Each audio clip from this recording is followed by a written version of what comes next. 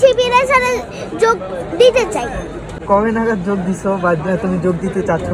এটা তো শিবিরে যোগ দিতে চাচ্ছি। তুমি শিবিরে যোগ দিতে যাচ্ছ?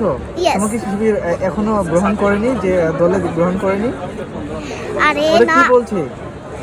না, এরকম কোনো ব্যাপার না। এটা হলো শিবির থেকে আমাকে গিফট করেছে, বলেছে যে এটা পড়তে পড়তেই নাকি শিবিরের সাথে যোগ হয়ে যাব। এটা শেষ হয়ে গেলে আর এরকম ভাবে আরেকটা বই দেওয়া হবে।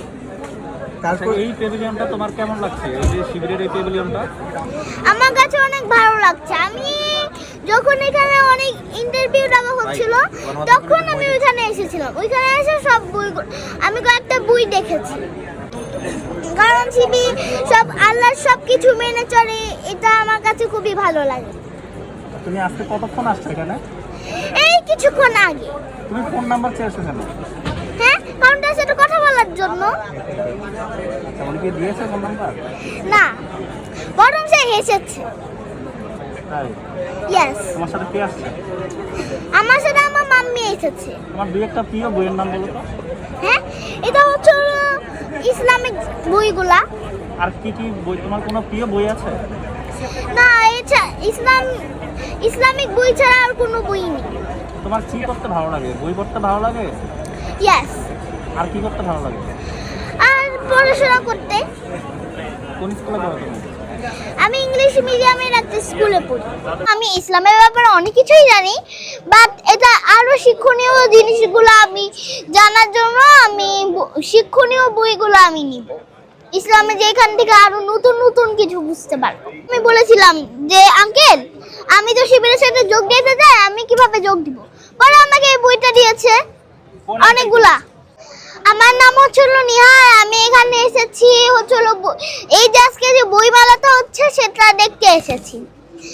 আর যদি আমি এখানে বইও নিতে এসেছি, জাস্ট আমি হলো ইসলামিক সব বইগুলো দেখে তারপরে নিব। কিন্তু এটা হলো আমি ইসলামের ব্যাপারে অনেক কিছুই জানি, বাট এটা আরো শিক্ষণীয় জিনিসগুলো আমি জানার জন্য আমি শিক্ষণীয় বইগুলো আমি নিব।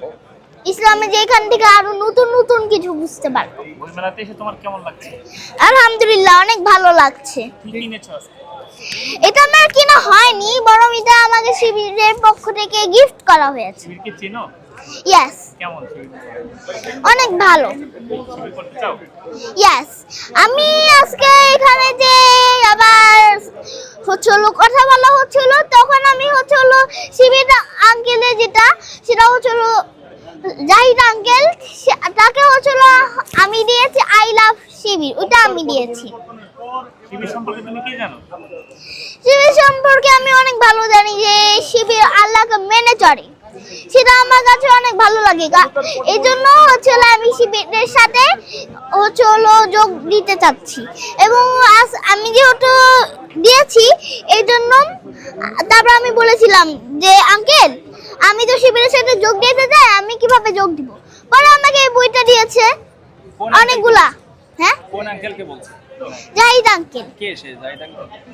ওই যে কিছুক্ষণ আগে এখানে যে ইন্টারভিউ দিচ্ছিল সেই আঙ্কেলটা জাহিদ আঙ্কেল। ওনাকে কি চেনো?